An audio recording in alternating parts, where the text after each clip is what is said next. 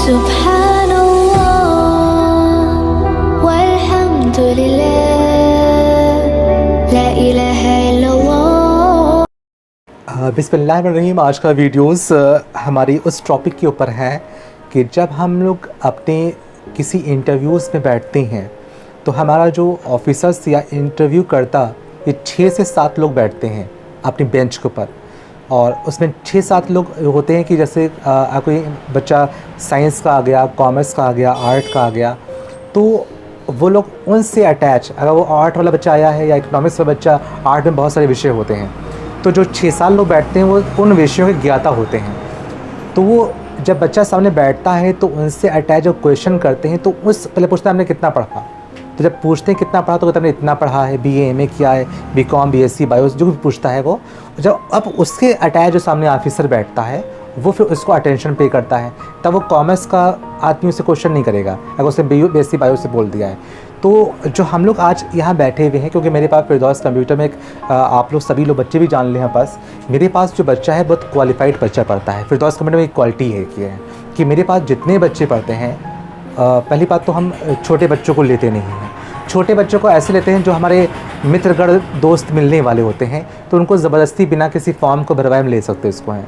लेकिन हम एक किड्स को यानी 5वीं को, 8वीं को, 6ठे को नहीं लेते हैं। हम कोशिश करते हैं कि इनसे हम बचें, क्योंकि इन बच्चों को पढ़ाने से ना बच्चे उस लेवल से पढ़ रहे होते हैं, ना टैली समझ में उनको आ रही होती है, ना उनको ऑफिस पैकेज समझ में, ना एक्सेल समझ में आ रहा होता है। तो हम एक मैच्योर बच्चे को लेते हैं, कम से कम वो बच्चा हाई स्कूल इंटर होना अनिवार्य है। तो मेरे पास जो बच्चे पढ़ रहे होते हैं फिरदौस कंप्यूटर में, इसलिए आपसे कहते हैं कि अच्छा पढ़ा करिए, एग्ज़ाम अच्छा दिया करिए, कि टॉप 10 लिस्ट बनाएंगे तो उसके अंदर हम बच्चों को छाटेंगे आपके कितना अच्छा नंबर्स आप पाए हैं। तो अगर जब बच्चे BSc BCom और MCom और इसको LLB बच्चे पढ़ रहे हैं, BEd बच्चे पढ़ रहे हैं फिरदौस कंप्यूटर में वर्तमान समय में पढ़ रहे हैं, तो आप लोग अगर नंबर अच्छे लाते हो तो उनको बीट कर रहे होते हो।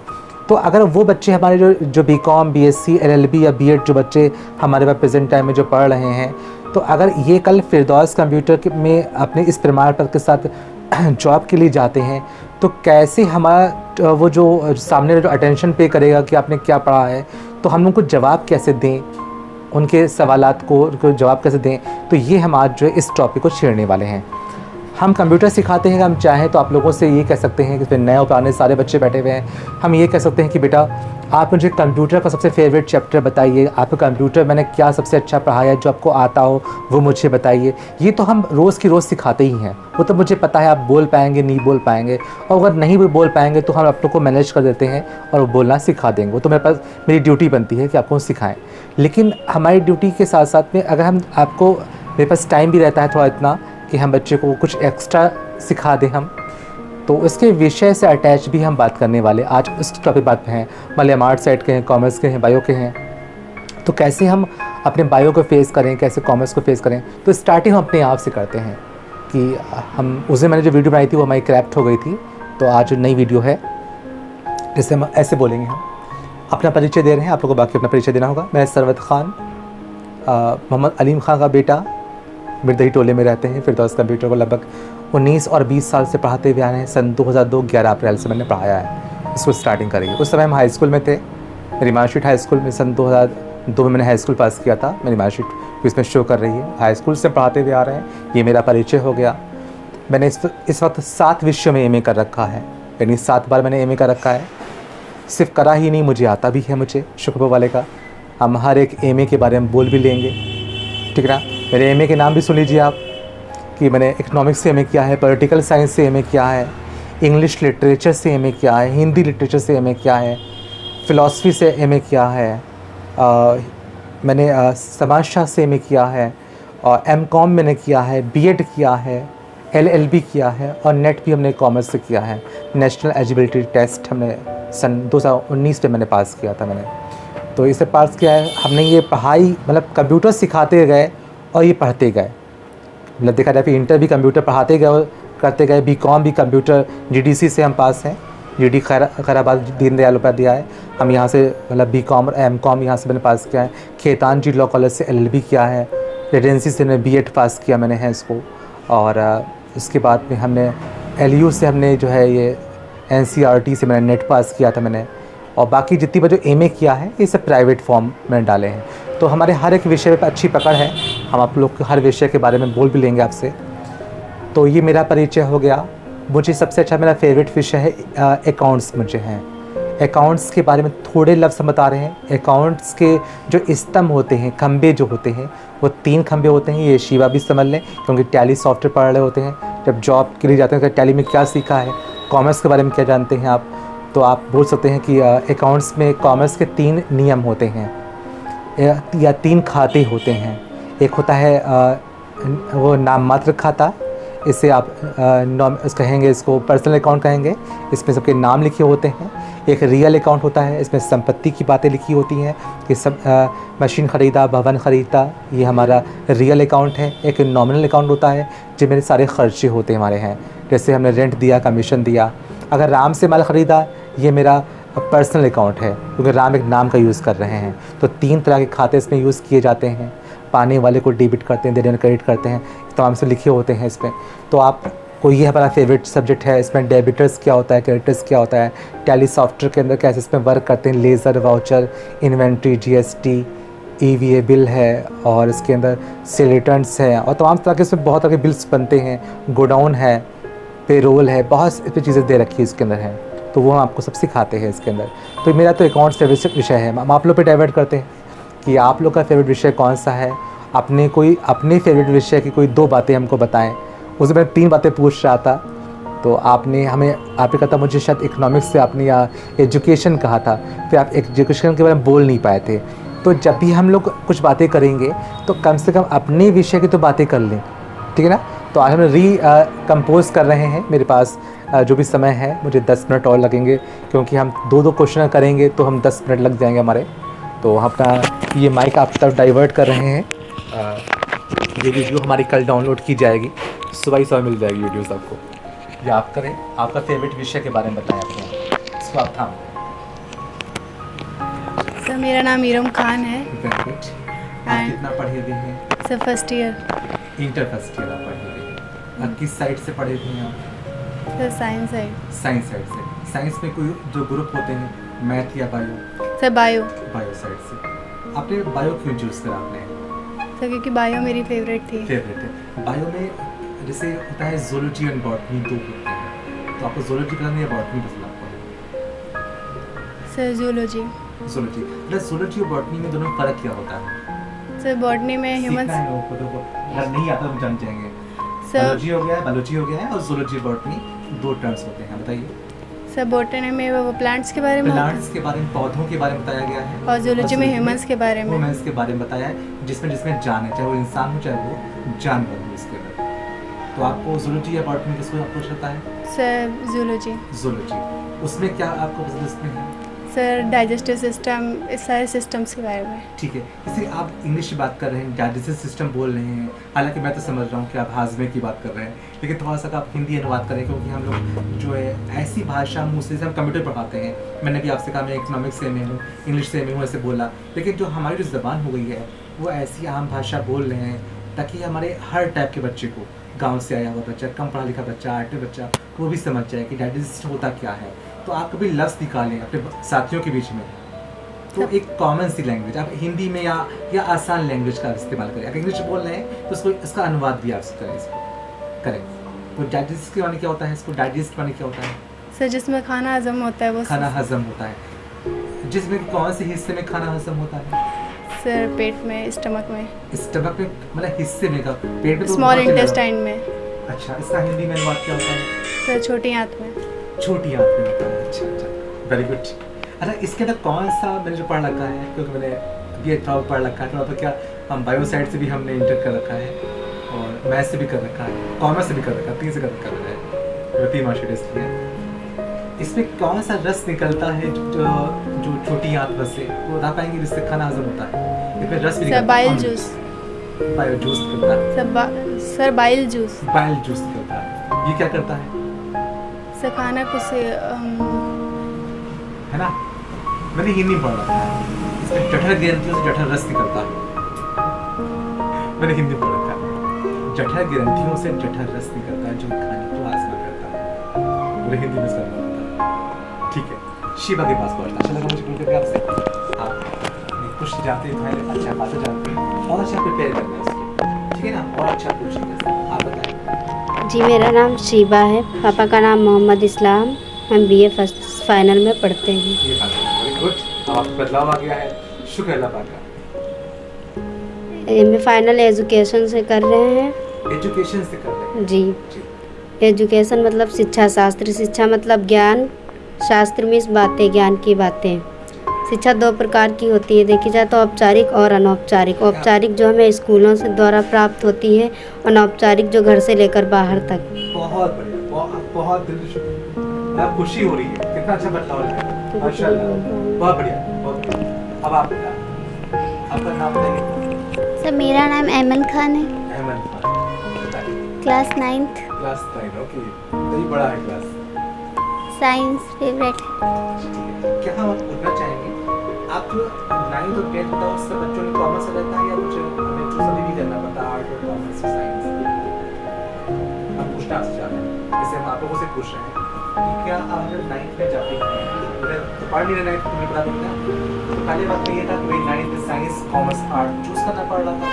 अब क्या ये हर बच्चों के साइंस आर्ट कॉमर्स एक सा हो गया है या अभी भी चूज करने का पड़ता है? चूज करना पड़ता है, चूज करना। आप बताएं। सर साइंस फेवरेट है। साइंस में क्या फेवरेट है आपका? जूलॉजी। ज़ूलॉजी, बताइए कुछ इसके बारे में। सर सिस्टम्स होते हैं, स्केलेटल सिस्टम्स, डाइजेस्टिव सिस्टम, और आपने हार्ट के बारे में पढ़ा? हार्ट का वर्क क्या रहता है? सर धड़कन। धड़कन उसको नहीं करना ना, उसका आकार पूछ रहे हैं, दिल का। हार्ट का काम खून को फिल्टर करना, फिल्टर हो ये आपको ये सबसे बड़ा काम धड़कन तो आप हो ही रहा है, ठीक है। ये मैंने एक ऐसा मशीन रखी है, ये खून को इस साफ लगातार कर रहा है। इसकी स्पीड में हम बोलोगे, हमने पढ़ा था तो बोल रहा था, इसकी स्पीड बहुत फास्ट रहती है, इतनी फास्ट रहती है कि जो हमारे पास सिल्वेस्ट टंकी रखी ये 2 मिनट में भर जाएगी 5 लीटर, ठीक है, 2 मिनट के अंदर सटा बहुत तेज भागता है इसका खून। 1 मिनट में 72 सेकंड पर। ये तो धड़कन बोल रही है यस सर। अब जो बीपी होती है हम लोग की, एक नॉर्मल बीपी हम लोग सिखाने में अच्छा सीख रहे हैं कि जब हम लोग का ब्लड प्रेशर हाई और लो नहीं होता है, एक सामान हम लोग होते हैं कि हम लोग अब फिट हैं, कोई टेंशन नहीं, ना पसीना बह ना कुछ नहीं, तो हम लोग का नॉर्मल बीपी कितना है? डॉक्टर साहब सुन रहे होंगे अगर वो 80 ये बॉटम में टॉप में ऊपर नीचे के में बताएं तो वो होते हैं नॉर्मल ब्लड प्रेशर 80 से 120। 80 120 अब सही लग सकता है, 120 to 80 ये लफ्ज जो बोला गया है, इसमें हम लोग फिट रहते हैं। अगर 30 भी होता तो फिट होते हैं, अगर यहाँ 70 होता तो भी फिट है, लेकिन 80 120 बराबर शाबाश ये बोल जाते हैं। तो डॉक्टर बनने आगे फिटनेस में नहीं जान लिया, लेकिन नॉर्मल फिट बैठे हुए हैं, तो जो बीपी चेक किया जाता है तो 80/120 ये हम समझते हैं। मैं हिंदी बोलता हूँ ताकि आपको जो समझ में आसानी से पाए, ठीक है ना? अच्छा लगा, मैंने भी जान लिया।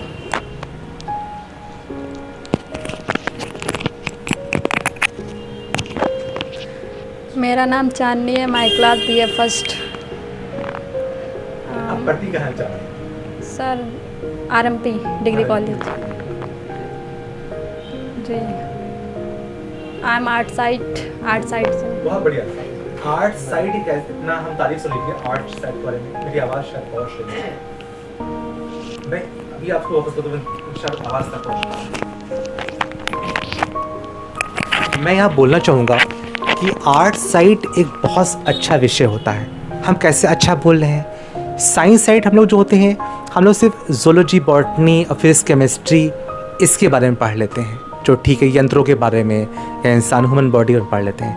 लेकिन आर्ट साइड से इतना फ़ायदा मिलता है कि हम पूरी दुनिया के बारे में जान जाते हैं। जैसे नहरें होती हैं और रोड होती है, रहन सहन होता है, खाना पीना, कृषि के बारे में भी समझ जाते हैं।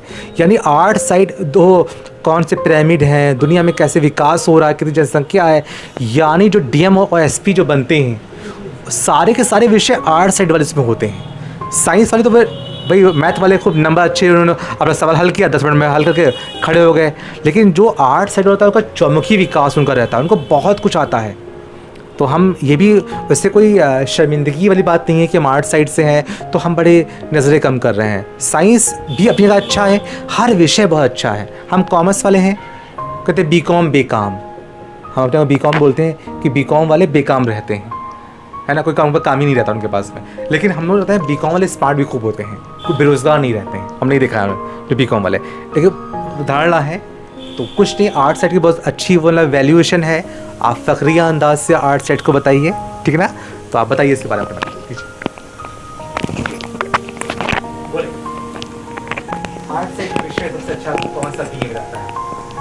Sir sociology. सोशियोलॉजी कितना बढ़िया विषय है, समाज शास्त्र। जी सर। सर इसमें समाज के बारे में इंफॉर्मेशन जानकारी दी जाती है। कुछ दो चार समाज के बारे में बातें बताइए जो हम ना जानते हैं। समाज शास्त्र की संरचना। संरचना, इसमें क्या बताई गई इस बात को सुनना। सर समाज शास्त्र में जैसे किसी इंसान या किसी व्यक्ति की संरचना होती है तो उसकी मतलब बॉडी से होती है। तो सर ऐसे समाज शास्त्र की संरचना ग्रामीण मतलब गांव से होती है, और शहरों से होती है, और कस्बे से होते हैं, और सर महानगर, बस ऐसे सर। समाज शास्त्र के अंदर हम लोग को धर्मों का बताया गया है, सभी धर्मों के बारे में जानते हैं। समाज शास्त्र के अंदर हम सारे रहन सहन के बारे में, खाने पीने के बारे में, कौन से उपजाऊ कौन से उपजाऊ नहीं है, इसके बाद नदियों के बारे में जान जाएंगे, पिरामिड के बारे में, जनसंख्या के बारे में जान जाएंगे। समाज शास्त्र कभी ना खत्म होने वाला विषय है। कपड़े के बारे में जान जाएंगे, अपने उत्तर प्रदेश में कौन सी कृषि की ढेर उपज होती है इसके बारे में जान जाएंगे। समाज शास्त्र अनंत विषय है। आपके बारे में? मेरा नाम अलीज़ा है। हम फर्स्ट सर हमें कुछ नहीं पता। हम फर्स्ट ईयर में पढ़ रहे हैं। हाँ जी, जफर स्कूल में। फेवरेट विषय? वैसे तो हमें सबसे ज़्यादा आर्ट बहुत पसंद। क्या बात, आर्ट, हम आर्ट पढ़ते हैं, हम बोलेंगे, आप लोग बोल लो, फिर आर्ट के बारे में बोलेंगे। हर चीज़ हम हर जैसे जो भी हो हम सब कुछ बना लेते हैं। और जो हम है जो जैसे फ्लावर्स बनाए जाते हैं और कार्ड, और हमने एक है जो सेंटा क्लॉज भी बनाया है। मेरे भाई आप मेरा मुंह बनाइएगा। ये सर मुकेश से पहले हम फिर बोलना चाहेंगे, आर्ट साइड की बात आप कर रहे हैं। हमने आर्ट साइड में जब गोला सीखा, आर्ट के अंदर गोला, तो हम समझते कि प्रकार रखा और गोला खींचा, सर से गोला खींच लिया। लेकिन जब आर्ट में उतरे तो गोला नए ढंग से सीखा। अब नए ढंग से कैसे बनाएंगे इसको, वो हम डेमो दिखा रहे हैं। मैंने गोला सीखा कुछ इस तरह से, हम उसका डेमो बता रहे हैं। तो हमने कहा इतना लंबी कहानी गोला बनने के लिए, देखिएगा अयान जूम करना। देखो हमें गोला जब सीखा, हालांकि हम अगर हों सरवत खान, रखा प्रकार इस केंद्र बिंदु के ऊपर रखा, यूँ घुमाया और लो सर गोला बन गया। बेकार में आप टाइम ख़राब करने के मूड में हैं। अब देखो हमने क्या सीखा, कैसे कि सबसे पहले हमने एक आयत बनाया या वर्ग बनाया। सीखना है गोला आर्ट साइड के अंदर। आपको भैया आप तो गोलक बनाने मूड में हो और ये बीच में वर्ग कहाँ से बन गया। उसके बाद इनके डाले विकर्ण, विकर्ण डालने बाद अब मध्य बिंदु निकाला। अरे सर आप निकाला मध्य बिंदु, ठीक है। अब रखा प्रकार और इनकी सबकी परिधि को छूता हुआ, अब प्रकार रखा और इनकी परिधि को छूता हुआ गोला बनाया। अब तक की ट्रेन हमारी छूट चुकी होती, ठीक है। आर्ट साइड में ये खेल कूद था। हमने कहा अरे यार हम तो साफ साफ बिना कुछ सोचे हुए रखा गोला, खींचा गोला, ठीक है। पर उन्होंने गोले के लिए तमाम खुराफातें करी, विकर्ण निकाला, ठीक है। अगर उनको फ्लावर्स ही बनाना है तो फ्लावर्स के लिए भी उन्होंने पहले विकर्ण बनाया, ठीक है। तो देखो कितना अच्छा विषय, देखो हम तो आपको कोऑपरेट कर रहे हैं कि हर विषय बहुत अच्छा होता है, ठीक है ना। झाड़ू लाने की बात की जाए, झाड़ू लाने पर सबसे पहले हमने झाड़ू देखा कितनी लंबी, कितना एरिया कवर करेगा हमारा, ठीक है। अगर बेड के नीचे लगाना है तो बेड के नीचे कहाँ तक की वो कवर करने वाला है, कितने स्क्वायर फीट हमारा टाइल्स साफ हो जाएगा। अब हाथ डाला, हाथ 1 फुट का हाथ हमारा है तो 1 फुट और प्लस 1 फुट कितना हुआ आगे ले गया। तो हर एक चीज़ में कला है, कला है, ठीक है ना। जैसे बचपन में कला की बात की जाए, हम एक टीवी सीरियल देख रहे थे, टीवी सीरियल, उसमें एक नकलची लड़का था। तो उसने 5-6 नहीं बल्कि 50-60 उसने पर्ची बनाई कि हमें नकल करना है। तो उसने सारी पर्चियाँ बना करके और उसने इधर उधर शर्ट में, पैंट में, हर जगह फिट कर लिया। अब वो भूल गया मेरा कौन सी पर्ची कहाँ रखी हुई है। अगर एग्ज़ाम